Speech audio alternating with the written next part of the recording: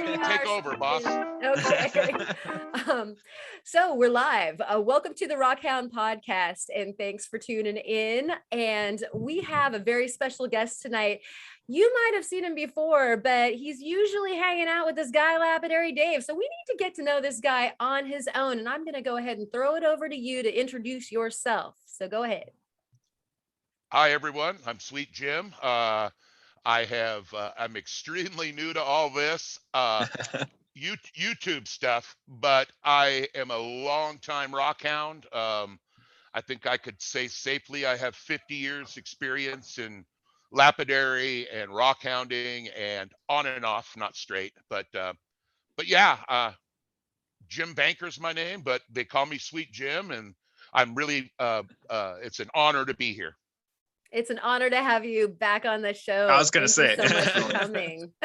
So excited to get into it. Let's see. Kurt, who are you? My name is Kurt with Rockhounding.Adventures out here in Western Colorado.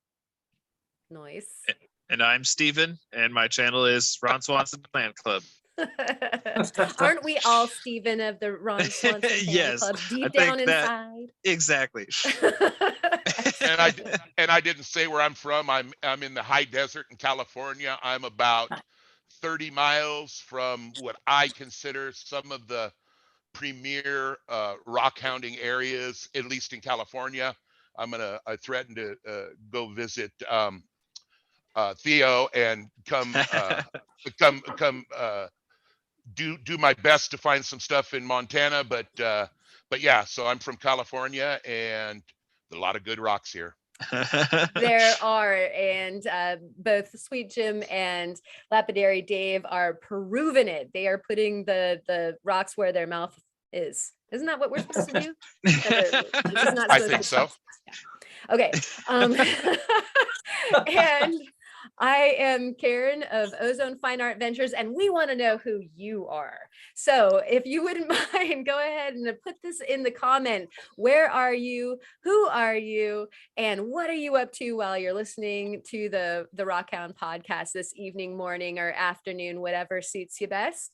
We'd love to hear from you. And we're going to go straight into the shouts and get those over with really quick so that we can chit chat here. First, we would like to thank Jasper for being our guest last week. You're always so interesting, and we have so much fun. That dude is great.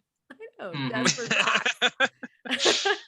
And it turns out that everybody loves Jasper as well. Lucky dude. Kyla Abiglin checking in from southwestern Montana. Wait, what? What? Yeah. That's awesome. She'd like to tell everyone that she's a rockaholic. Hi, Kayla. Hi, Kayla. Hi, Kayla. She loved the Jasper special and said that we made her day. That we always make her day or night brighter. Aww. Thanks so much, Kayla.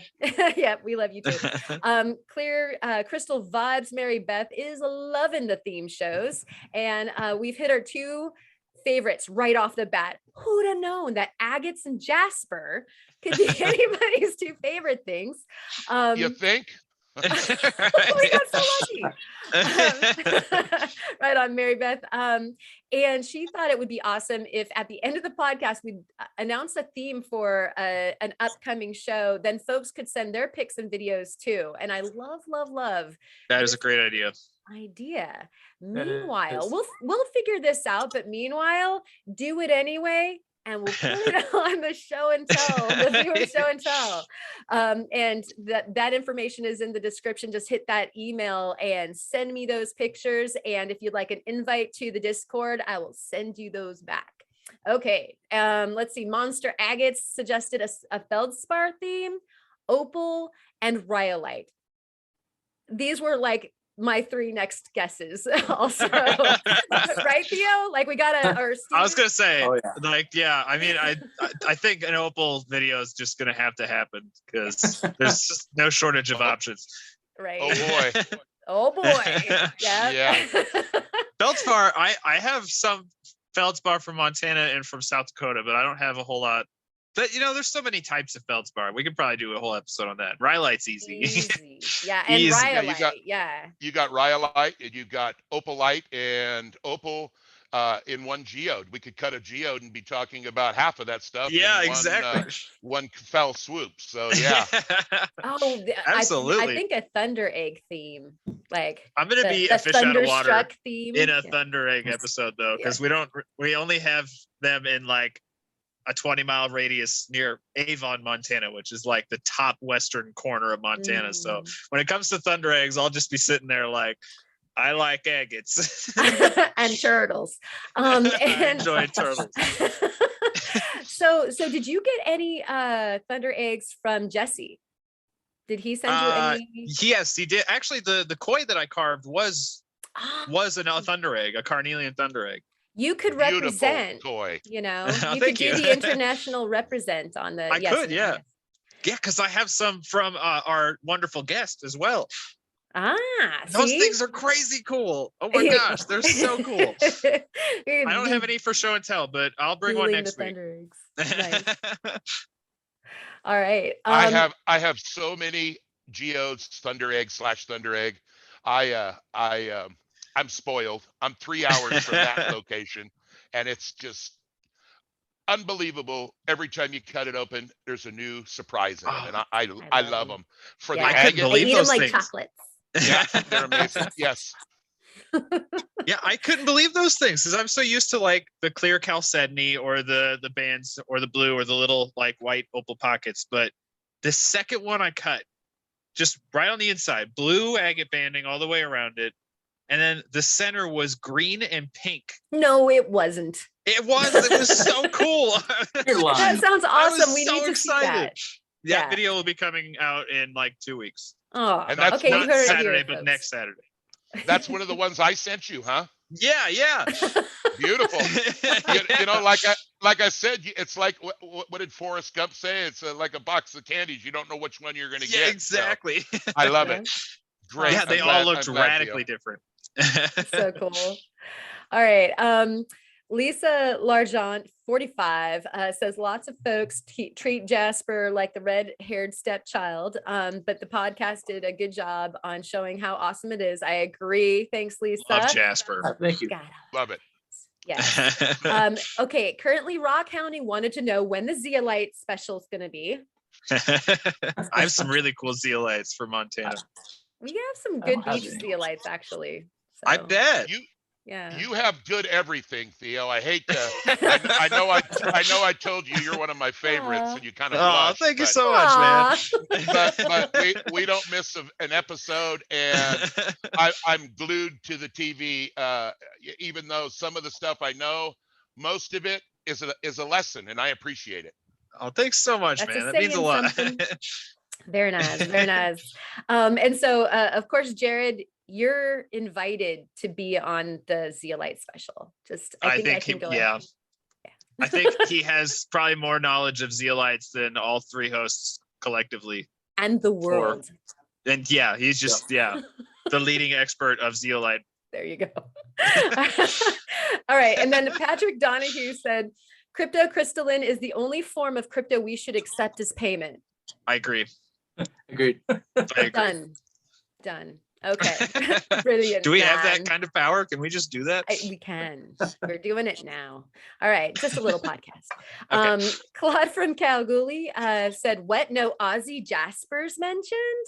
And so we don't have any hint. No, I didn't do that. I do. I wasn't here last week. And he's completely innocent. Yeah. Like there's no way that Theo could have been in on that. No, I'm sorry. Yeah. I should have brought one that Ricky sent me.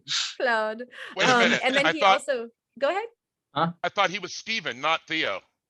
Oh Yeah, you're yes. Steven. Yeah. Sorry. I'm sorry. That happens every episode. It's my schizophrenia showing. So he also wanted everyone to be careful because it's brush fire season here. Like, that's so cute. Yes. It's like not wildfire, it's brush fire season. What the Aussies say, apparently. Thanks so much. We will take care. Colleen Neophyte, Oars, Dustin Finds Rocks, Manistee Rocks, Ivan Lopez, and all y'all in the chat, of course, chatting away and bringing it on every week. Thank you so much. We love you all. Thanks.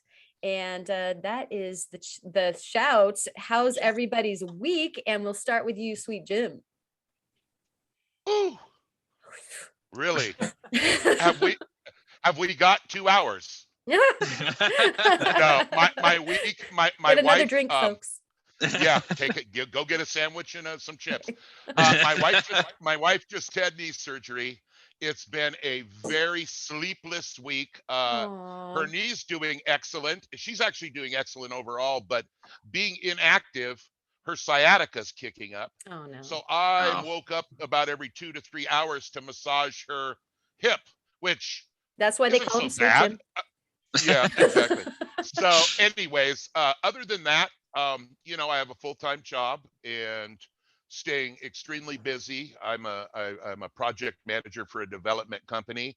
So that ties up a lot of my time, and the rest of the time I'm out in the garage. I did that little silversmithing this week and did a little, you're not going to be able to see it too well, but a So little pretty. turquoise, Yes. a little turquoise pendant.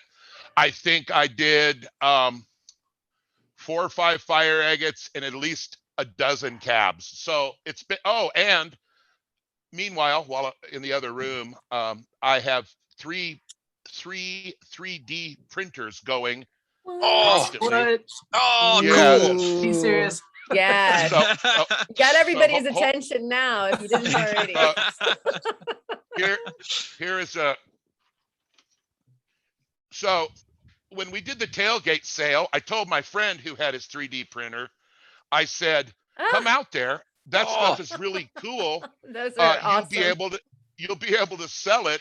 And he brought like 50 pieces and made more money than I did selling rocks. So this is called a rose dragon. It's going to be hard to see. So that's so cool. Yeah, like Steven now needs a 3D printer. I do. It's been on my list, man. I want one so bad. Well, I'll tell you, I went there thinking I was going to buy one. I walked out with 2, and one of them was only $100.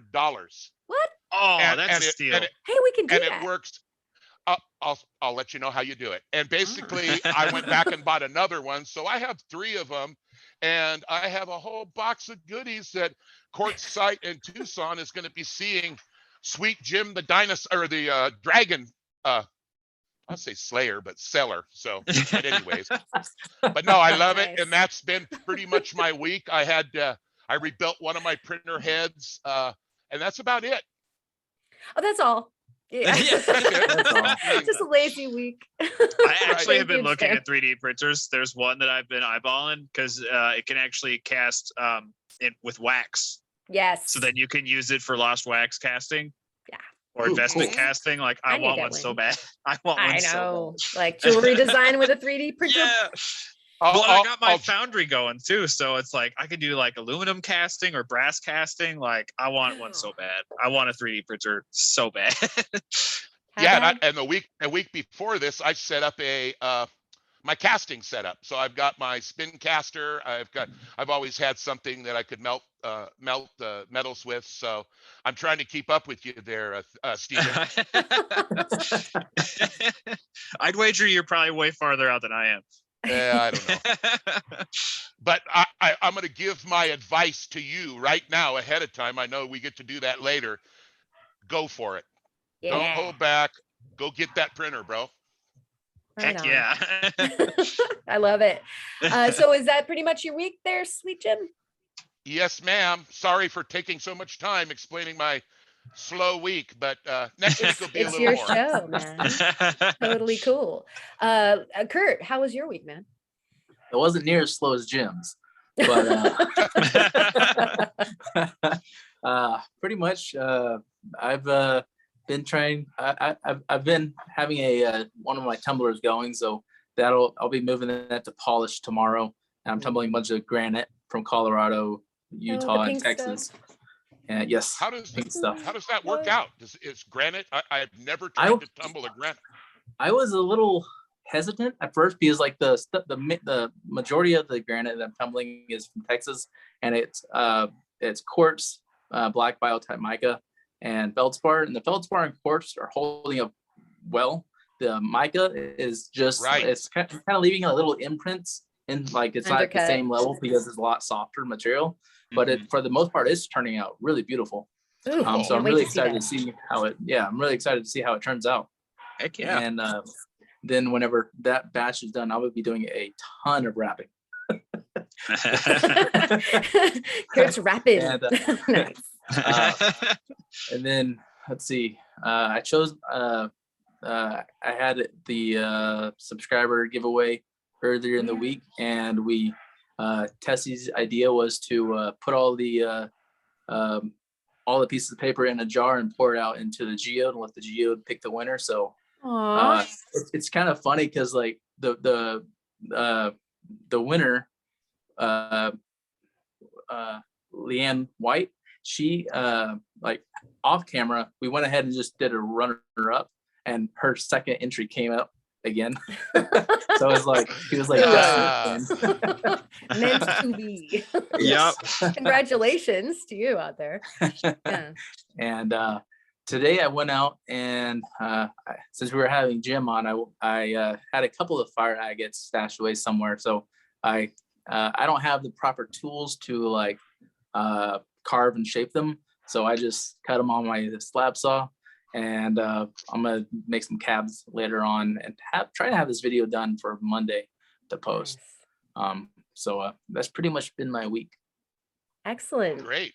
Thank you, Kurt. Can't wait to see that. Those Yeah. pictures that you have for the show and tell, those are some of those, right? Kurt? Not me. Did we lose him? Oh. I think we lost Kurt. He's frozen. Uh-oh. No, He looks I'm here. concerned. Oh. That was cruel. It was getting a little glitchy, so I was like, I'll just play along with it. I'm gonna wait this out. Yeah, That's a those are dirty juicy trick. pictures. We're gonna see those for the show and tell, right? Yeah. Of the fire. Yeah. Awesome. All right, Yeah. Steven, how's your week? So I guess I should go 2 weeks back. So I've been doing a bunch of cutting, a bunch of polishing, actually a bunch of fire agate prepping. I got 4 really, really nice ones that were on the bench from Sweet Jim. They're amazing. Yeah. I would love to get through all of them in one video, but I just had to prioritize like 3 or 4 just for that one video, because then we also cut a bunch of the thunder eggs that he sent. That video is coming out not Saturday, but next Saturday. And then other than that, I started some fasting. I'm going to be doing a fasting video here soon with some more. Last time I did kind of like a really basic this is how you fast it video. So this time I'm like, all right, we're going to like advanced level now for this video. So I pulled out the synthetic rubies, I pulled out the moldavite, I pulled out the sunstones, some really, really nice gemmy smoky quartz and amethyst, and some sapphires. So we're going to be doing much more advanced cuts with much nicer stones, and it's going to be fun. And then on Tuesday, Alexis and I went out with Kate on her boat and just had a field day. It was so much fun. So many nice agates. And other than that, yeah, just more fascinating. Did you have to paddle at all? Or no, we didn't. It actually worked this time. Yeah, it worked. Hey, Theo, I saw your video. I hope it was a recent video, and you finally kind of figured out the trick on those smokies. That one little one was like gem. Oh, they're so nice. Yeah, you know which one I'm talking about. That yes, that little, absolutely. Yes, that was a beautiful smoky quartz. Like when you put that up to the light, I'm like, dang. So, yeah. Good job. Thank you. That felt so good finding that crystal, because we've gone to that area probably 6 or 7 times and just came up with like smoky quartz in seams, or like completely opaque milky smoky quartz, like really not well defined crystals. But that was like the first time we like finally figured out what the heck we were supposed to be doing out there. Hit the mother load, as it were. Yeah, exactly. A quick story. So we got a crystal place up in Big Bear, little teeny points, and I was determined to find it. I walked both directions on the Pacific Crest Trail until my little feet couldn't take it anymore. I did five attempts at finding it. We went for a sixth time, walked right by the place, way like a mile by the place, start coming back, and I notice up on the hill there's a girl sitting there cross-legged by some rocks, and I said, please be the crystal spot. So I was just having trouble locating it, and I walked up to her and she holds up a little bag of crystals. I said, thank you. I've been but yeah, I kind of know the 5 trips to get it figured out thing there for sure. Yep. Absolutely. Yeah, hard work pays off. Yep. Yeah, research for sure. Awesome, Steven. Is that it? Is that all you That's got? pretty much it. That's pretty much it. Sounds good. Thank you.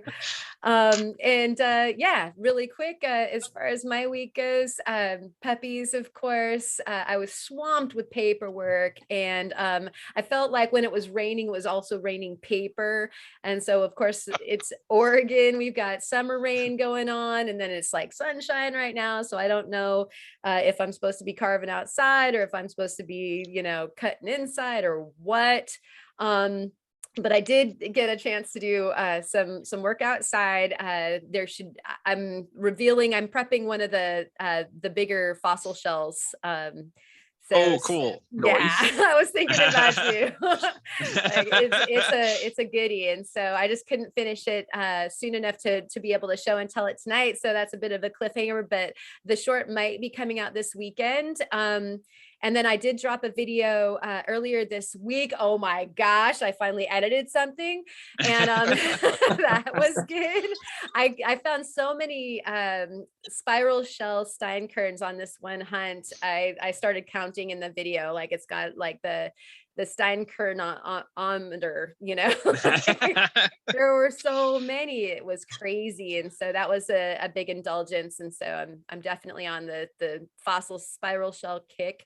And then I've got another beach hunt that I'm editing right now that hopefully should be out sometime early next week. And you guys get to see a concretion surprise from that for the show and tell. And so that is pretty much the culmination of my week. If I fall asleep during any part of this podcast, somebody just go ahead and nudge me back awake. I'm not getting a whole lot of sleep. And I know Steven, and it sounds like Sweet Jim also commiserate. Probably you too, Kurt. Like, just none of us probably sleep at all. No.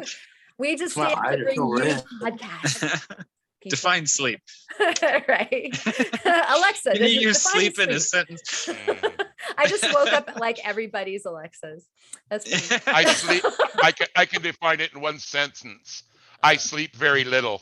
Yep. I used to remember what that was like. Right. The inside of the eyelids. I have no idea what that looks like. And so now we're actually on to questions for Sweet Jim. And I'm going to get you started really quick, and then we'll go around. So how did you get into this crazy rock hounding game? Well, it started when I was a little kid. Back in them days, your parents would let you out on a bicycle and ride around. So I was on the next block over. I'm about 7 years old, and I'm riding down like I said, up the next block, and I noticed this garage door open. And being a little nosy guy like I am, I rolled right up the guy's driveway and right into his lapidary shop. Ooh. He had a little sign there, and I remember it to this day. Old rockhounds never die; they just slowly petrify. and he would give me polished rocks, and hence the start of my collection. And so that would have been 52 years ago. I never lost it. My dad took us fishing a lot, and I was outdoors a lot. So I was picking things up, didn't know really what I was picking up, but I saved them, hoarded them as it were. By the time I hit 7th grade, I rode my bicycle. We'd moved to Chino, rode my bicycle back to Pomona where this guy's house was. And I said, I'm going to check on my buddy. I called him partner. I'm going to go check on partner. And he was in very bad shape on his last leg, basically. And he wanted me to have his equipment. So in 7th grade, I bought my first Highland Park 8-inch lapidary machine, Wow. which I, Right. which I, yeah, living the dream. So by the time I hit 9th grade, okay, so my grandmother worked at a travel agency near a jewelry supply company. And when I was that age, believe it or not, I was writing, trying to buy silver and just doing anything I could to figure out what I was going to do with this stuff. And the people that owned the store said, hey, we give classes. They were college instructors. And so long story short is my grandmother was a lovely lady. She'd drive me out there every week for a lapidary class. So in 7th grade, I was taking college level lapidary, and I did it for about a year, almost a year. So I probably had, I don't think 50, but probably 25 classes on it. And I was getting proficient. And by the time I hit jewelry class in 9th grade, and my instructor, you know, we started, I think we did the lost wax casting first, and then some silversmithing, and then we got to the lapidary part, and I immediately informed him that he didn't know what he was talking about, and that and he said, well, why don't you show me, Mr. Banker? And I went up there, and from then on I was basically teaching the kids in my class the lapidary portion of it. A few people were interested. We kind of broke up then and went into our different little genres, and so I've been doing this for 50 some years. By the time I was in high school, at the end of high school, I'd traded off my Highland Park for a radio controlled airplane. And so I went off and on different hobbies. But I will say this, some 50 years later, I've got the rock bug. I'm sick. You guys need to call a doctor for me, because it's not going to go away. And I have many other little, throughout the time when I was bouncing back and forth between hobbies, I bought a bunch of, back in the 80s, I bought a bunch of Lightning Ridge, this place called Lightning Ridge Opal. And I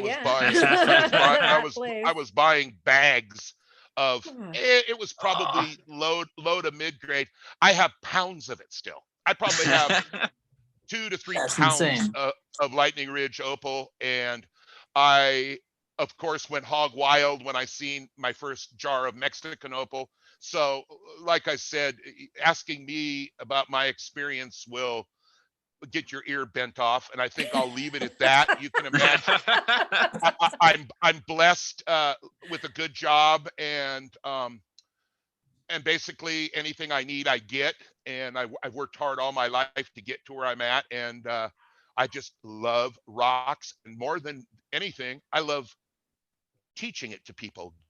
I give so much stuff away, and you know, I didn't give you that stuff, Theo, because I thought you would learn something from it. I thought you'd appreciate it. But I met a guy, and I'll end it with this. I met a guy yesterday.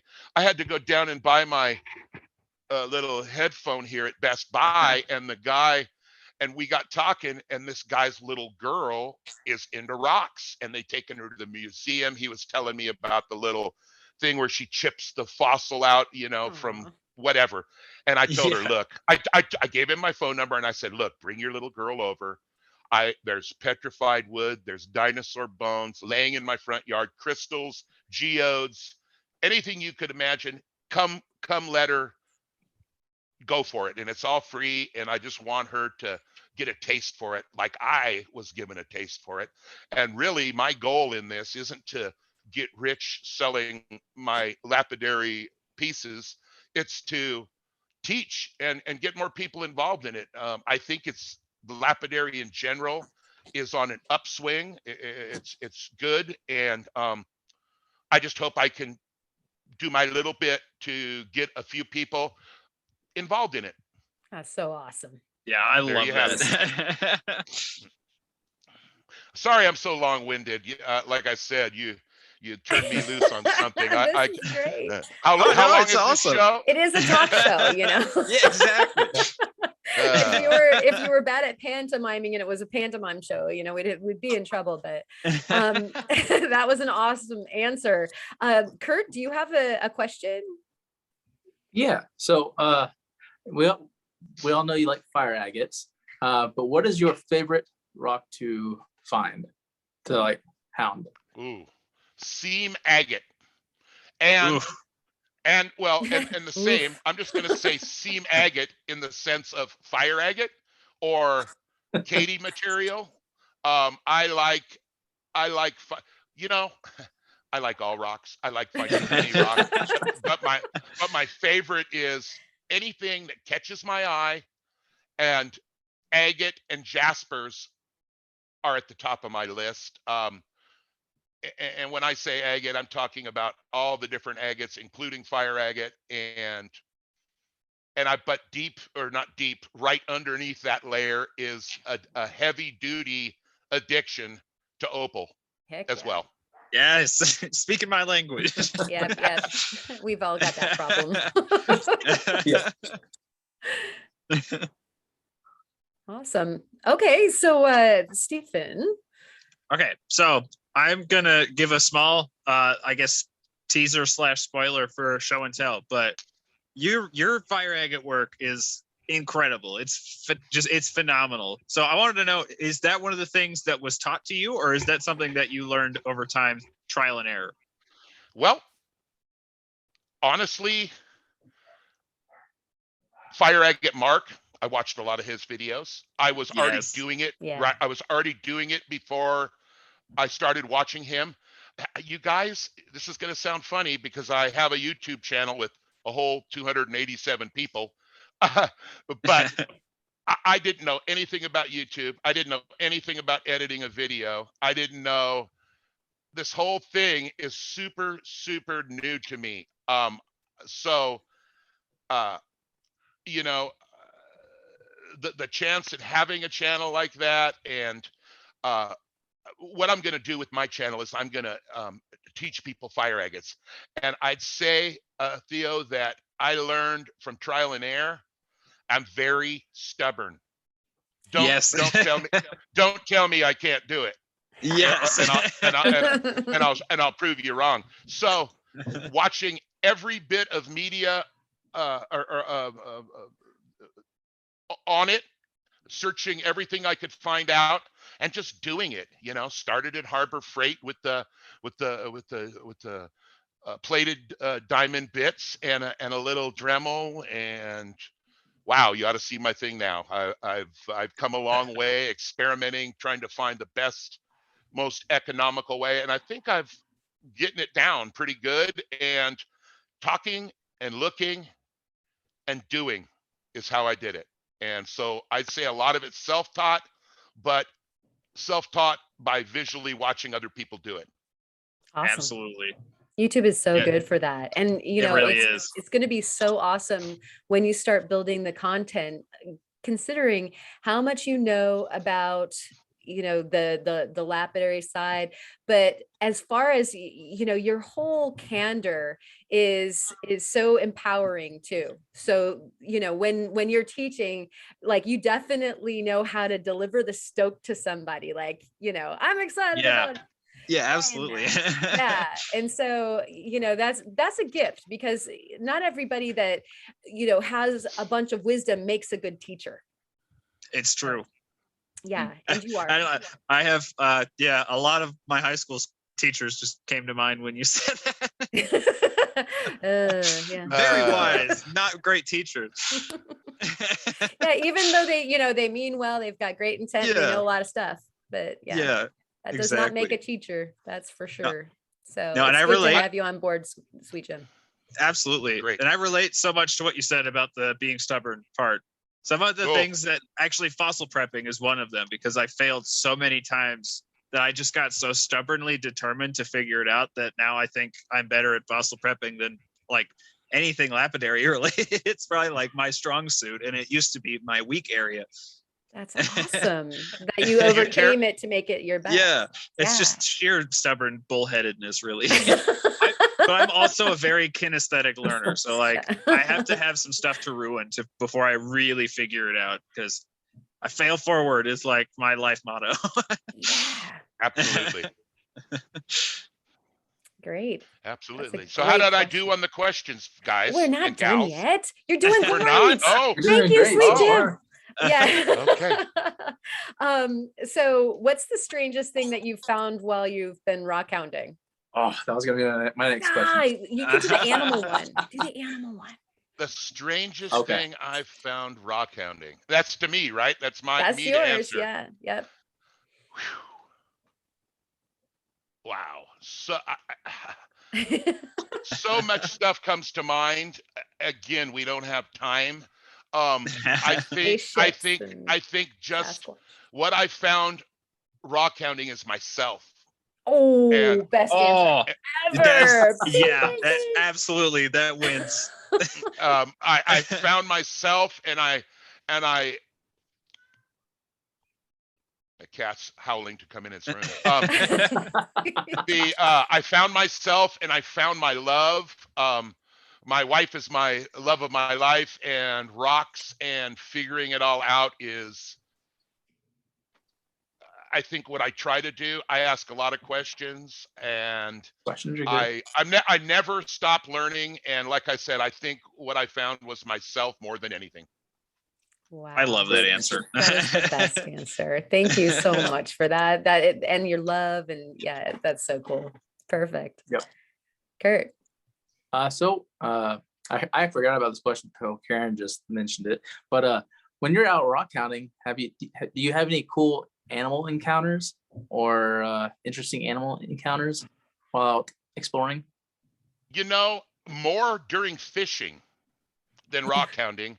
Of course, snakes and turtles and scorpions and a lot of cool desert lizards. I should have sent some lizard pictures over. I have an awesome collection of horny toad pictures, lizard pictures, iguana pictures, tortoise pictures.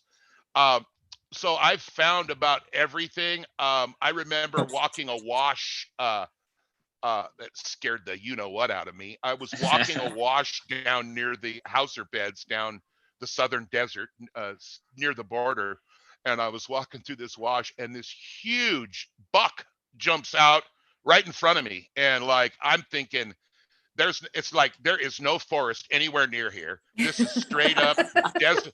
This is straight up desert with a little dried out wash with some brush lining it, and sure as heck, this deer jumped out, and about I saw my life flash in front of me. But that was like not scary. I knew I wasn't afraid. It wasn't like a bear jumping out and running after me. Yeah. I have encountered bears fishing and gold mining. Before, I didn't even mention this earlier, before I got back into the lapidary and rock hounding, I did a lot of placer gold mining in the desert. Cool. Love that too. That's cool. But one thing you learn about that is when you get like 55 to 60 years old, I need to bring somebody like Theo along to do the digging. It's not as easy, but yeah. So I've seen a lot of stuff, and as far as my favorite, it's just so many different things that I've come across. I think the neatest thing that I photograph them are probably the horny toads and lizards. Aren't those so cool? Yes. Those guys are so fun. Yeah. Absolutely. And some of the stuff I found, I'm like, oh, this is I found these two iguana, and then everybody on YouTube straightens you out immediately, or it was Facebook actually. And I posted my picture, and oh no, that's the whatever. I don't even know all their names, but I do enjoy coming across the wildlife and just being out there, like I said, finding myself, just doing it. It's 100%. Heck yeah. Yeah. Awesome. How about you, Steven? Got another question? Well, before I ask the question, I have to agree with that wholeheartedly. The lizards and the frogs are like my favorite things to find when we're out rock hunting. Believe it or not, we actually have a lot of them in Montana. I know that sounds weird. Mountainous state, but we have lots of lizards, and I love catching them and taking pictures of them. Alexis is like the frog Can we catching keep queen. it? Yeah. Like straight up. If Alexis sees a toad or frog, it will be in her hands, and I will be getting a picture of it because she loves catching them. Like it's That's actually awesome. the video that comes out tomorrow. She catches a frog in that one. But There you go. so I figured in lieu of Kyle not being here, I should probably ask his question, which is, if money was no matter whatsoever, where in the US would be your like dream location to rock hunt, and where in the world would be your dream location to rock hunt? Ooh, 2-part slammer. Yeah. I would want to. Oh man. Yeah. I'd want to go up to Canada and hunt me some Ammonite. I'd want to go south into Mexico because now that I'm a fire agate freak, I have friended up with several of the miners and I have had invitations. And then you've got Lapidary Dave, who knows everybody, and so there's a possibility someday of doing that. Africa, Indonesia, all the stuff where this import things come from would be neat. Australia. Oh, Go to Lightning Ridge. Oh, And that's actually probably I say I'm going to do it, but I don't know. The years are ticking by. So I'd like to go to Australia, Lightning Ridge. I'd like to go to Mexico, in the fire agate area, which is going to give you other agates and so on and so forth. I want to go I've done several trips to Canada goose hunting, and that was when my goose hunting was happening, not my rock hounding. I can't even imagine how many cool rocks that I walked over out there. I'd like to take a rock dedicated trip back up to the Great White North, I guess they call it. And every spot you ever dreamed of in America, I probably am going to hit them. I did a Texas trip this year, which I'll elaborate on during show and tell. I want to go get some Herkimers. I want to go, there's nothing, Theo, I guess I want to do everything, bro. Yes, that's the best answer. It's like, I refuse to answer that question. if money's not an Right. option, where would you go? My answer is yes. Yeah. Yes, exactly. Everywhere. I love it. Yes. As long as it doesn't involve jumping out of a perfectly running airplane with a parachute on my back. Yes. I don't know. long It as I don't- depends on how good the opals are. Yeah. Well, yeah, you might have a point there. I don't know. I do. But what's really cool is all these shows, the Opal Hunter show and all that. It's quenched a little of my thirst, but I still want to do it. I want to put my hands on it. I want my opal, you know how it is. Absolutely. Heck yeah. Another good place to go get some opal? Where? Mars. Oregon. Oh. Yeah, the opal fields on Mars. Yeah. Really? Is there such a thing? Yep. We'll have a link to that podcast in the description. Absolutely. And we actually just heard from Caitlin. She wants to be back on the show. Oh, cool. I would love to have Caitlin back. Yeah. Yeah, definitely. she's got like new exciting things to talk to us about. Oh, And that's I was like, awesome. as though you have to have anything like that to bring. She Like, could come on just to we could talk about her day. She's welcome back anytime. all right. Sorry about that, sweet Jim. And you will also. And I was going to perhaps say, we'll you have, are like, also welcome back anytime. we'll have you both. Thank on. you. We'll have like the full space force going. Yes. So do you guys have any more questions, or should we plug on to the shows and tells? Yeah. Shows and tells. Shows works for me. Nice. All right, sweet Jim, what have you got for us to see? Well, I think I sent most of the photos to you. I Uh-huh. do. So we're going to start with some Royston turquoise. So one of the Lapidary Dave videos we did, a friend of mine for years, 30-year friend, ran back into her, joining the club. See, I do the maintenance work at the Victorville Gem Club. I'm a member of the Barstow Gem Club. And some of my friends own a business, and they sell, and their backyard is just chock full of stuff. I ended up with I mean, were you even able to see this? A piece of Royston turquoise, which Wow. it had, so you can see about a 1/4 inch thick turquoise seam there. The base rock down here was also on top of it, about the same thickness as you're seeing there. So Wow. I have basically carved this out. I got to get used to this camera. I basically carved this out, and this thing here, Lapidary Dave, who is a turquoise expert, says it's worth $5,000 to $10,000. I wouldn't sell it for Wow. anything, but this is just a killer. And I have a big head, and you can just imagine this is Head for scale, a big piece of turquoise. And I don't know if you have any of the pictures that might show it a little more clearly, or you didn't get those, did you? Not yet, but Oh, maybe perhaps so- now I do have them. So here we go. I'll try and show it to you. But so this is a big old piece of turquoise, and I have a lot That's to do beautiful. with this.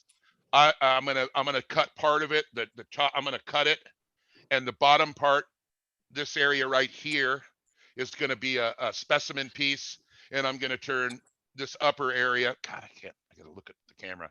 This upper area, I'm gonna make some pendants, carve it. But I'm going to leave this hole for now because I have so much. We just scored at the Diamond Pacific and my friend's yard. I have so much turquoise to work. It's not Ooh. even funny. And I purchased problem to have. a lot as well. So something else to share. This is, I didn't send any pictures of this, but I know I have some things that accompany. Oh, are we going to be able to see it here? Oh, So goodness. this is it's not going to come in good, guys, but Whoa, this actually, is we're catching gosh. it. Yeah, just hold it still right there. Right there. Yep. and so this piece of fire agate here, That's insane. there you go. It's There's on some fire. color. This thing is well, it's not as big as my head, but it's close. This That's is a Gotta insane. make piece the Flava that I'm Flav working necklace on. out of that. Yeah, could you imagine that? That would be something. Yeah, that would be so cool. This is something that's going to stay on my display counter, and I will work that to where it's, I know you guys have done a little bit with this, and the fire agate is layered, very thin layers of color. When you're grinding down and you see color, that's when you stop grinding and start slowly working down. Mhm. And you can usually use an edge to grind and to see what's below. I kind of know the steps of the colors. After the orange turns the it's like a red, orange, green, blue, purple, or purple blue. Yeah. And And then stop. Yeah, exactly. No, the secret is stop above it Right. and then polish down to it. You're talking about just Yeah. such a thin layer to get Mhm. those purple and blues. It's really, really tricky, but I think you do have a few pictures of some fire agates that I did. Gorgeous pictures. Yes. Of ones Oh, that you man. have done that are delicious. Yes. So I don't know if you can show those or not, but We're showing them. These They're people looking are right now. indulging their Right now. eyes. Yes. They're drinking it in at this moment. okay. I can't see them, but you're No, actually you can't. showing It's post edit. Yeah. Yeah. Okay, got it. All right. So It's magic. so you'll see. Yeah, exactly. The magic of movies. So I'm just fully hooked on fire agates, and opal's the same way. It Yeah, doesn't go they're in so layer. much like it do- opal. Yeah. It really it doesn't is. go Yeah. in layers.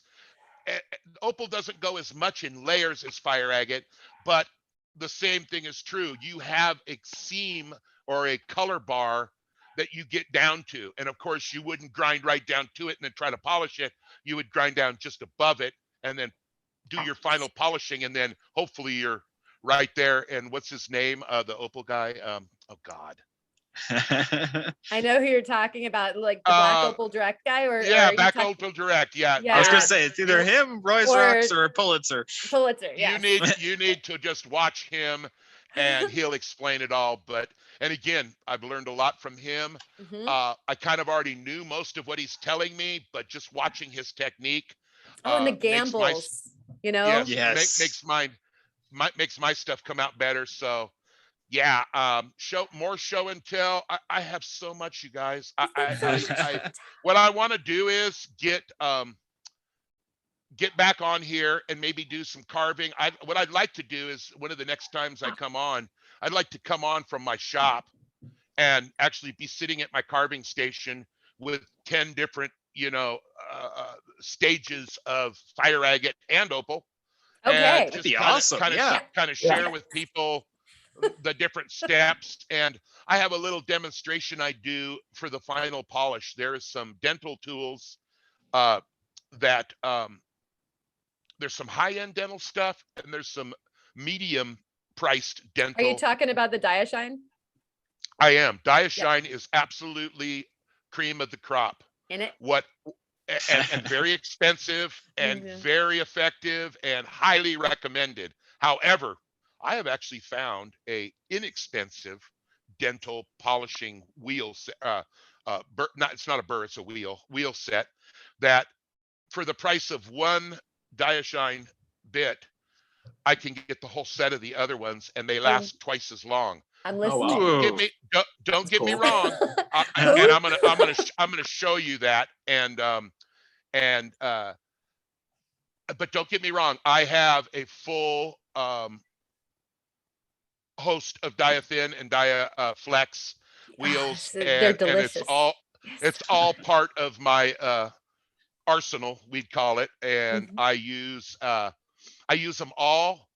And but no, I have a lot to offer for fire agate, and I have a lot of content filmed, but needs to be edited.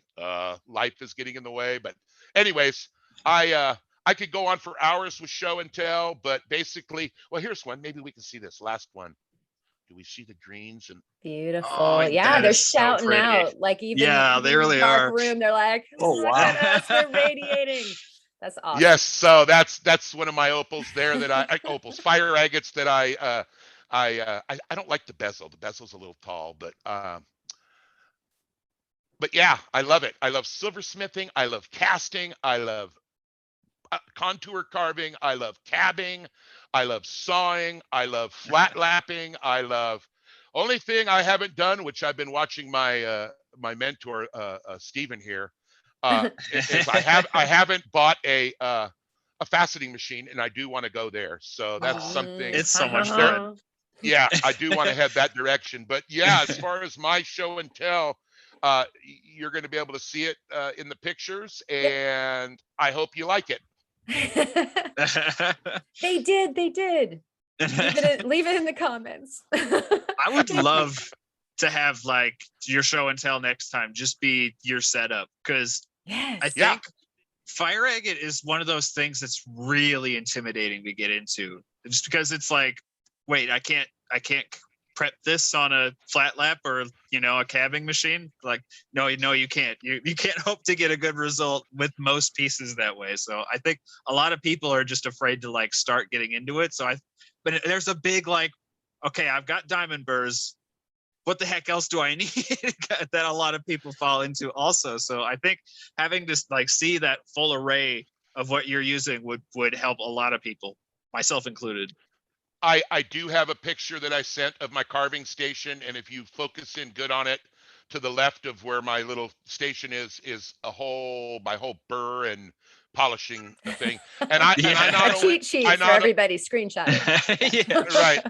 I have I've experimented with the Diashine products and the AZ Dent, which is these other ones I'm talking about. All the different burrs from Harbor Freight to the top end, $35 a burr, centered burrs, Oh, yeah. and the diamond paste. I've got, so I have literally searched and hunted, and in this way, Theo, I've learned myself through trial and error, and back to stubborn again. Yeah. Being stubborn. I Hey, stop. I've done a lot of it. So I look forward to coming back and instead of being in my dark room, I'll be out in my shop, and you guys can see just really how sick I am. Awesome. Can't wait. Well, thank you, sweet Jim. How about you, Kurt? What have you got for your show and tell? So my timer just went off, so I gotta go, but I'll show real quick pieces. Perfect. The first one, let's see. So the first one is this piece right here. I just cut it directly in half, and in this dark, like coffee burgundy area, there's. Let's see if I can. Oh, it's I there. think you can see the You can shine kinda right see it. there in the middle. Yeah. I see a little bit. There's some big, like, botryoidal orbs, colorful orbs in there. So I'm gonna Juicy polish bats. that and save it off the side. Heck yeah. And Nice. then the other side of that stone. Oops. Ooh. Okay. There we go. You can kind of see the fire Mhm. and there's betrayals Yes. there. That is an imprint. The piece above that was that came apart in two pieces, and that is, you don't want to do very much grinding on that. You want to start directly. What I would do in that case is I would use the diamond paste. I would start at about 800 with a nylon bristle wheel, and I would go between the nylon bristle wheel and a felt wheel, and I would go 800, 1200, probably 14, from 1200, maybe 3000, then to 14,000, and that thing will just pop. And cool. yeah, I I would say definitely do that. I would say most of that color is surface color, if I'm seeing it correctly. Okay. I don't have any of those tools right now, but I do plan on getting some in the hopefully near future. And before I get to this, I will probably send you a message. Absolutely. And Or I may refer back to this podcast. Or right. I might even bag up a couple little goodies for you, so you don't have to, so you can get started on it right away. So get a hold of me, my friend. Okay, will do. Now, so like this piece right here, the center of it is I'm working on cabbing, and I only got to about 200 today, but I plan on going all the way up to about 3,000 once I can. This piece is really dark. There's a ton of fire, but I just have to. Oh yeah. I'm not sure if y'all can see any of that. I could just tell by looking at that stone, the white, the quartz in there, and the color of it. That's a winner every time. I can spot that from a half. There's some from a half really mile. beautiful. It's really beautiful. It's my favorite piece so far. And I'll send y'all pictures whenever I get it complete. If I can get it done for my Monday video. And then the last piece is, this is kind of this other, so like there's this one, and then this one came from like this top, from the top part. So that's this one, and then the bottom section there is a also. Oh no, my wife's dying. You can see it. Oh yeah. It's all good, brother. You're you're doing it. That's all I gotta say. I don't care if you're cabbing it out or you're contour carving it. You're working on fire agate, and heck yeah. And for me, it just, from that, I just grew and grew and grew, and yeah, that's good stuff. Real good stuff. I plan on trying to get this done for my Monday video, and I'll send pictures to y'all whenever I get it done. But for everyone that's watching, I sent videos to Karen, so it took a long time to get the right lighting to show some of the details. It I is took tricky to shoot. Took like 20 clips and like 40 photos, and I got like 2 photos out of that. Thank you for your blood, sweat, and tears to bring us the visuals, Kurt. Awesome. My advice is use sunlight. There's nothing beats being out in the sun. That is where you're going to get your best looks at fire agate.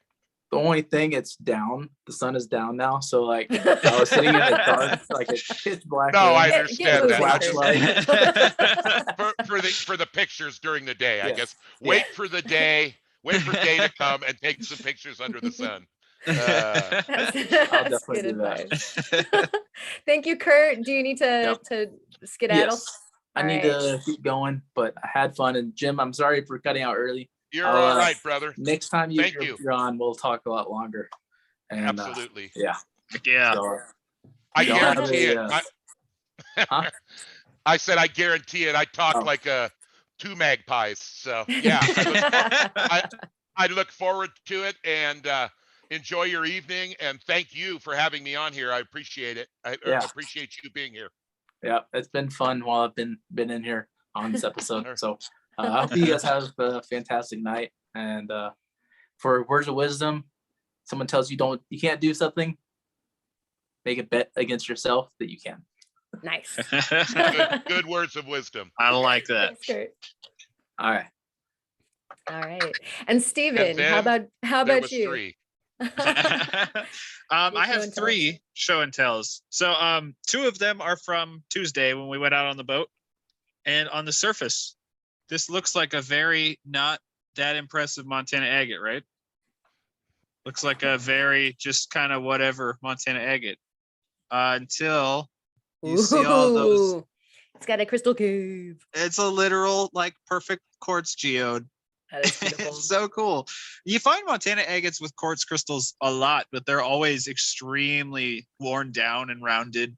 So, and like just like, you know, when they're like dished in, because they're just like weathered to nothing from all of the So you tumbling knew downstream. something was in there, but like it's all done. Yeah, exactly. So this is actually sorry, I was gonna say, what's the chances of that being an iris? Oh, no, man. That's a really good question. Don't make me cut it. I'm just asking. Don't make me. Actually, probably pretty good because there's some really thick white banding right down on the bottom, but most of it's actually quartz. It's just like a little skin of agate. Cool. The majority of it is quartz, but I'm really hoping you guys can. I know I sent a clip too, but It's there's beautiful. Yeah, that is some really so cool. nice points in there. It's And like then just smiling, you know? yeah. Yeah. Yeah, I mean, I've found a lot that have evidence of quartz crystals or quartz geodes inside, but the majority of the crystals are just completely worn. This is my first one that has like really, really nice crystals still intact. So I was very excited about that one. Then we got this one, which I'm going to get wet carefully so that I don't drip on my laptop. This is a Treasure State agate, which TSA. TSA. For anyone that doesn't know what a TSA is, it's really just any opaque fortification agate found on the Yellowstone River in Montana. We got in trouble. And when I say we, I mean Montana collectively got in trouble because they used to be referred to as Montana Fairburns, and South Dakota didn't like that at all. So I found this incredible TSA Wow. with just insane banding, amazing fortifications all the way around the whole thing. But it gets we're not even to the cool part yet. The cool part is, I'm trying to see if I can get this to cooperate. All of those little quartz pockets are actually amethyst. Oh, Yeah, no, I you see it. didn't. Yeah, it's an amethyst TSA. You can really see in that. This here. Yeah. Trying to get it. That pocket's Oh, so bright purple. Oh, man. You can see it better in the Did you video that I squeal? sent. Oh, absolutely. Yeah. I did. I lost my mind. Like, I actually found it, reacted to it, and then had to set it back down and then start recording because I was like, my brain just shut off for a second. Take 2. Whoa. Yeah. Take 2. Yeah. And everyone I know that hunts the Yellowstone has found at least one amethyst agate. I've never found an amethyst agate.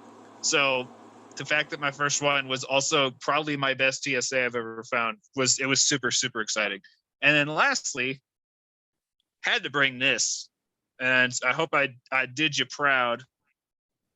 really, really nice Oh, Oh, yeah. fire agate. Look at that. Here, let me see if I can get You could just light do to that for an help. hour, like let's just watch the fire agate. Like It that would be a came great out video. really, really well. Oh, Like, yeah. I'm so Bravo. happy with it. And the lighting is so weird because every time I try taking videos, it comes out red and gold, but in person it's like green. And I actually did get a few spots where I like kind of followed the purple line. So there's some really nice purples and blues. This thing's amazing. This might be probably the best fire agate I've ever worked on. This thing's just fantastic. You got a great shine going there too. It looks very wet. Oh, thank you. Yeah, well done. That was I used Nova points because the shape is like perfect for the Nova points. Love the Novas on those. Yes. How Yeah. dished it is. That one was tailor made for Novas. And then I used actually polishing the final step for tumbling grit on Right. a felt. Cerium oxide. Yep, I whatever. used cerium, and then I used 14K diamond paste and then 50K diamond paste. Woohoo. So Yeah. this one was nice enough. I was like, all right, I'm busting out the 50 for this thing. Yeah, like I don't think that insects could even land on it. Like they Yeah, whoop. it's I'm so Karen, this is I'm gonna send you a few to play with as well, and I'm gonna test my little friend here and see if he can. I got a couple more to send you, and I want to see how you do on these. I've got some.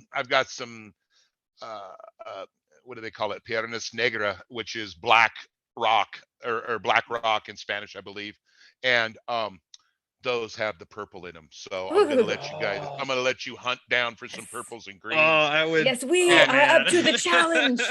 Yes, and Absolutely. I'll get you. I promise to get you a package out, Karen, and then I'll get another one coming your way too, Theo. I love this is what I'm about right here. Is I don't even remember sending that agate to you and seeing it. I'm proud that it came from me. And Yeah, Oh, that's dude, so cool, Jim. I probably spent like a good 4 or 5 hours minimum per agate for the 4 that I worked on, just because I was like, all right, I got to do these things justice. And this was the nicest one just because of that just dense color layer. But there's another one specifically that one of them came out super red, just beautiful. And another one had if you've got how do I even describe it? I know you'll know what I'm talking about, where they've got like the big botryoidal layers, but then on top of those botryoidal layers there's just like hundreds of little tiny botryoidal rounds on top of it. That's called saginetic spray. So okay. You know what saginite is, right? Yeah. Yeah, saginite. That's a saginite in a Mexican opal. And oh that's my gosh, I didn't know that. I didn't know that either. That stuff is prized, and I will I didn't even go there, but when we do one of my upcoming, I'm already planning on future episodes with you guys. One of my upcoming episodes will be carving fire agates, and then we'll show off some the little pin fire is the way they use in opal, but it's actually saginetic spray. Wow. And those are my favorite ones. When I go to the quartz site and to the Tucson show, and they've got all their buckets sitting out there to go through, that's what I'm looking for. I hump that stuff down, and I can't believe I sent you one. No, I'm only kidding. No, I'm glad I did. That's my favorite right there, bro. Yeah, and it came out so well. I need to actually go back on that one and just hit it again and actually start over from the lowest grit Nova, because I feel like I'm just about to start touching that color layer. It's still got a little bit of that brown tone, but there's some bright like neon green starting to pop out, and I got afraid to go any deeper, but I'm like, go slow, and just think of it this way: even when you're polishing, you're going through layers. Exactly. I've had some green stones or green with purple base, and I carve through the green and purple comes up, and I was trying to get the green, and then you get to a point where, I don't want to touch this. I mean, I love it like it is. And I know that like a master carver would look at it and go, hey, dummy, there's purple under there. But just remember, I think the thing to take out of that is hunt for that Saginetics spray in the fire agate. And when you are dipping down through the layers, remember that even when you're on your 50,000, you stay on that 50 long enough, you can go through the layers of color. And especially when you have what's called ghost fire, which you'll notice on a fire agate around the edges where it's not as dark black, and you'll look in there and see like a blue or a green tint. If you try to go to that, it's going to go away. That's ghost fire, and you're best just to polish it and leave it. That is so good to know. That's great. Yeah, absolutely. I think everybody that's out there that does fire agate is like reaching for their tools right now. Like I'm jonesing to work on it. I know. I've got 2 more from the batch that you sent me that I'm going to be taking a second look at tomorrow. Right on. I love it, man. That's just makes my heart feel good, dude. Like I said, before I even met Dave, this Theo guy, me and Sandy, we watched him constantly, and I'm just like, how do I get a hold of this dude and go out rock hunting with him? But no, that's great. You're making my day, bro. Oh, thank you so much, man. You're making my day. Good. And I have a box pack to send back to you. And wow, you don't have to. I appreciate it. I'll gladly accept it. Okay. I was gonna say, after the full box, I gotta send you back some Bear Canyons or some Amylite or some nice big Montana agates. Like, I gotta return the favor because this thing's just unreal. Oh, that's awesome. Yeah. Did you see my Amylite picture that I sent in? Yes.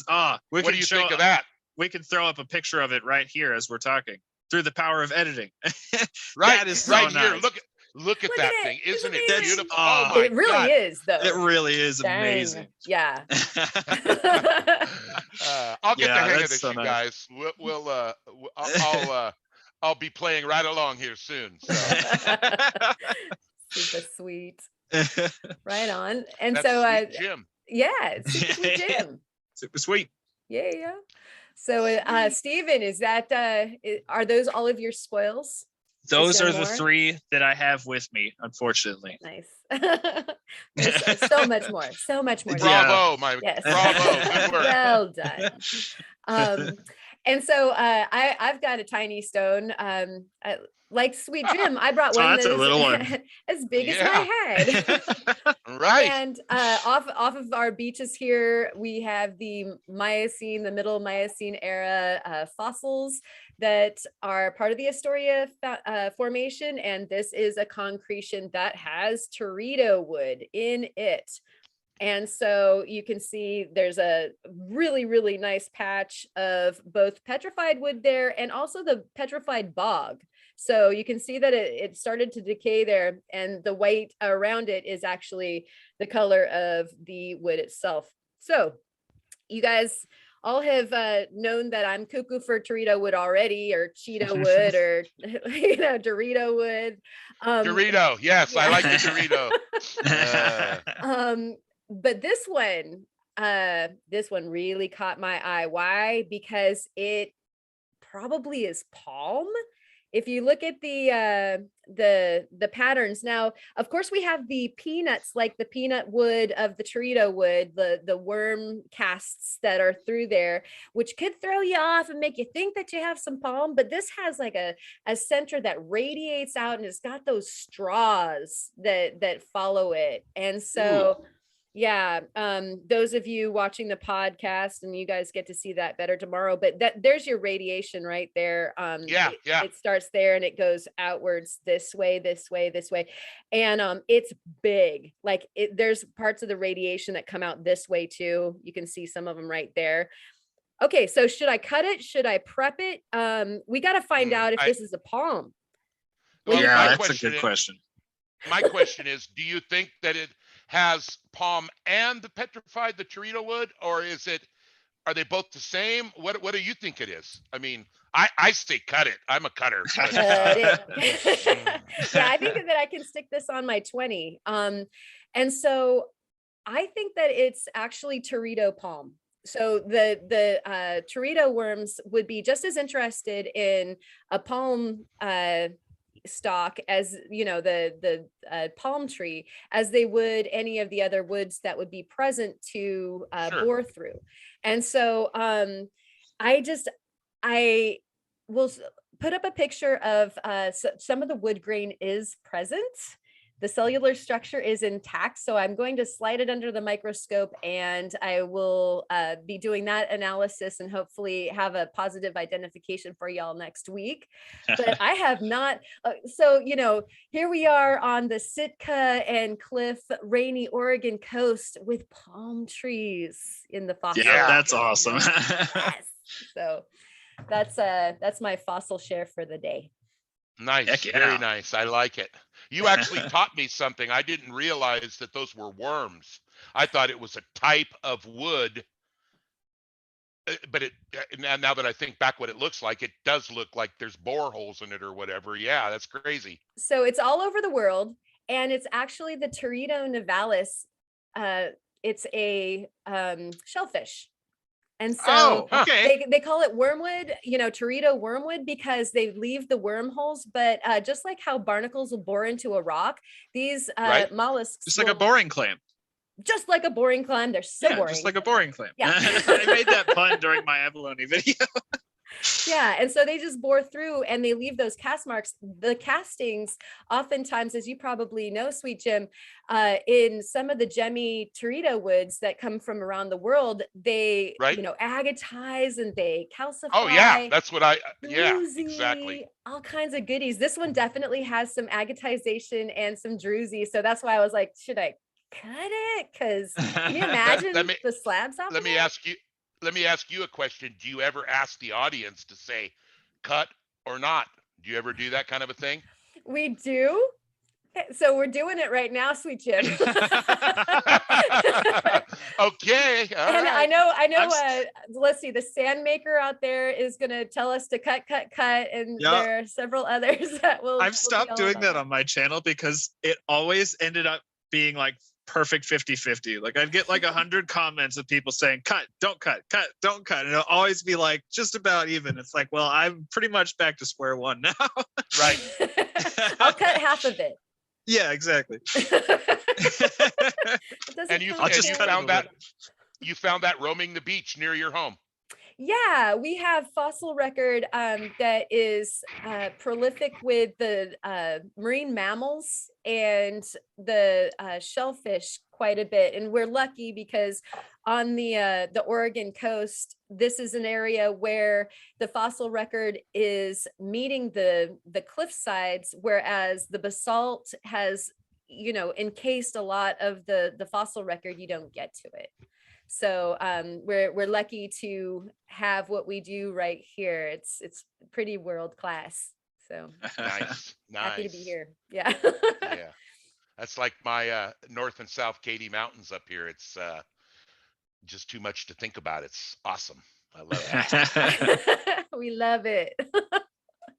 So yeah, those are the shows and tells. Thank you so much, guys. I think that everybody's eyes have been blown. This is awesome. Didn't know that could happen, not just your mind. And so we're on to the words of wisdom. So Sweet Jim, have you got some words of wisdom? I know you've got so many words of wisdom. Oh yeah. Where's it down? How long have we got? Yeah. I'm gonna go back to what I said earlier. You know, find yourself, and if it's rock hounding, great. If it's silversmithing, great.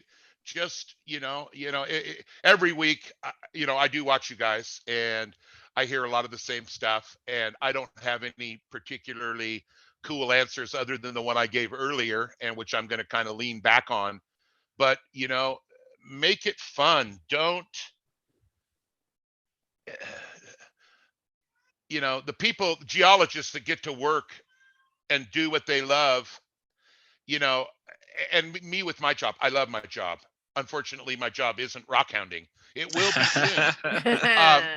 But just go for it and find yourself and find what you love, and hopefully you have someone that you love, and things become really, really good, and life is good, and rock hounding makes it better. Yes. Heck Thank yeah. you, sweet Jim. That's awesome. You're A welcome. wonderful, a wonderful friend earlier today actually told me, and totally unrelated, but she said, find the gem that's inside you. And There you I go. was just, I was like, oh, that's so beautiful, like, and that's, for rock hounds, that's even double good. And you just said that, sweet Jim. So gosh, like two awesome people in the same day telling me the same thing. That's Great. All right, Steven, how about you? I guess I'll actually just go back from what I said earlier, which was fail forward. If you're Nice starting one. a new hobby or anything really, like if you're trying to learn a new skill, it will never be pretty the first time you do it. Yeah, you got to Usually. make break some eggs to make some omelets. And it's honestly And- almost better if it isn't pretty the first time. Right. Because if you do something the first time perfectly, you learned nothing from that experience. Correct. So fail forward. Well put. Embrace failure. That's Yes, funny. sir. You actually took mine. But I wasn't going to say Sorry. fail forward. It's okay. And so I'm just going to expound upon that. What the whole failure thing, I posted a video of a shell that was a fossil shell, and instead of say prepping it from the outside, it had an agatized top of the spiral, and so decided to cut it. And I knew it was from a part of the fossil record that was pretty fragile, and so I kind of could anticipate that it might fall apart. And I didn't do, a bunch of glue to stabilize it or anything like that. I just went for it because we have both our successes and we have our failures. And when I cut it and I was filming, it did break and I put it back together. But I went ahead and made a short out of it because we've talked about it on the podcast before. We do all fail, and it's nice, I think, for us to show like we fail, it's okay that you're failing, we're failing, like this is not 100% polished goods, that I just put up on my YouTube channel or whatever. Yeah, That's not exactly. reality at all. There's some uglies. And so what I thought was interesting was somebody commented that, I can't believe that you ruined it, and good, like kind of snarky, like good for you for ruining. And, it's fun and it's okay. And like failure happens. And, Yes. my knickers weren't in a twist over it, and yours shouldn't either. Just, it's okay. And like one of the things about like a lot of these pieces of geology that we get to play with are gifts of the earth already. They're never ours. They'll go back to the earth. So in this case, it will turn to sand a little slower than if it was still on the beach and it went back into the ocean. If I didn't pick it up that day, it was going to turn to sand. And so I cut it with my saw, and the sand is 2 big pieces right now. It's a really coarse grain. Yeah. like I have a little thing I want to throw in right there too. I know you're doing yours, but Oh, no. I mess with people and I tell them, so I'll send a picture of my rock garden out front. So my rock garden isn't really a rock garden.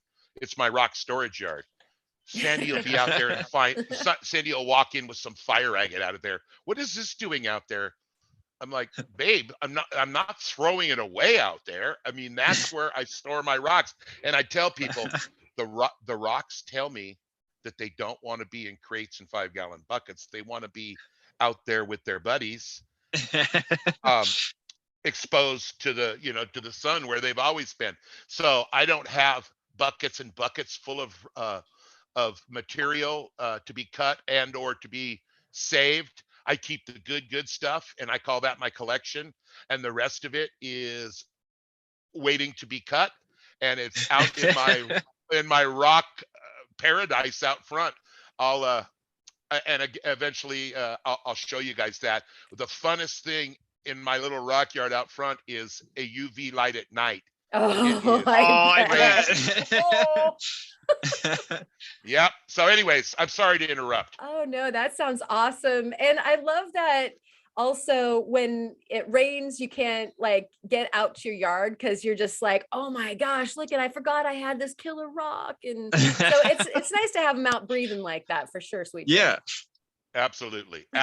And like I told the girl at Best Buy, or the girl's father, come and look in my little rock garden. You will. I mean, everybody that's a rock hound that comes, I always look out there and they're standing in it, looking and picking things up, and I'm like, take it, it's yours. There's great agate. There's hundreds, maybe thousands of geodes, and yeah, so I love it.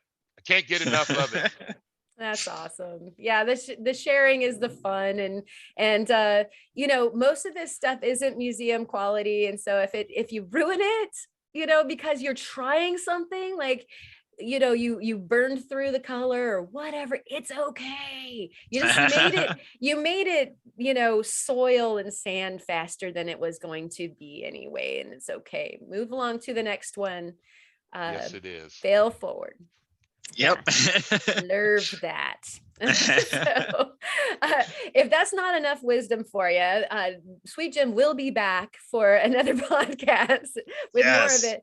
But I can hardly wait. We can't either. So how do folks find you on the interwebs, Sweet Jim? Let us know your, the Insta. Oh boy, you're gonna do that to me, aren't you? Let me real quick, just the name of your channel. Oh yeah, I'll put everything else in the description. Y'all can hit the links there. I actually have to look to tell you the name of my. That's terrible. It's J. He's a busy man. JNS with the N sign, a little figure 8 thing. I know there's a name for that. JNS space rocks space 2, the number 2 space gems. So it's JNS rocks 2 gems is my YouTube channel. I have a whopping 287 subscribers, and my email is JS rocks 2 gems, and that's just JSROCKS 2 GEMS, and that is at gmail.com. So perfect. Yeah, be checking out Sweet Jim's channel, subscribe to it, watch all those videos, comment, give it the thumbs up, and we're all on this bandwagon, Sweet Jim. You mean both of those videos? There's only 5. No, there's only 5.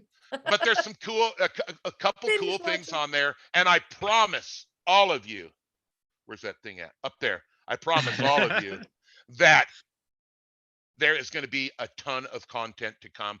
I have thousands of pictures and hundreds of videos. I need to just get some time. Let's get Make some sense? time. Heck yeah. And Give I'll this man add, some time. you are right on the right track, because if you're at 287 subscribers with 5 videos, you are leagues past where I was. Awesome. Oh, Lapidary Dave was saying the same thing. So I am motivated. And again, you guys, last time I was on, you motivated me to start that channel, and I've kind of put it on the back burner, but I hope that this podcast here is going to light my fire a little more. And to be honest, I've spent a lot of time learning to edit videos, and I'm getting pretty good at it. So I'm going to start doing some stuff. And I think in my mind, I want to put the perfect video up. I think I'm just going to start, because I'm a new guy, I'm going to start slamming them out a little more and worrying about perfection later. Good idea. Absolutely. Yeah. Yep. That is the way to Perfection do does it. take us a couple minutes. Yes. For sure. That's awesome. The community is such a better place with you here, Sweet Jim. Thank you. Absolutely. Thank you. Yeah. And I want to thank you guys so much for having me on. And I missed last week, but I look forward to our future endeavors, and I truly appreciate both of you. And you guys are my heroes for sure. Aw. Thank you You're so doing the much, right Yeah, man. thank you.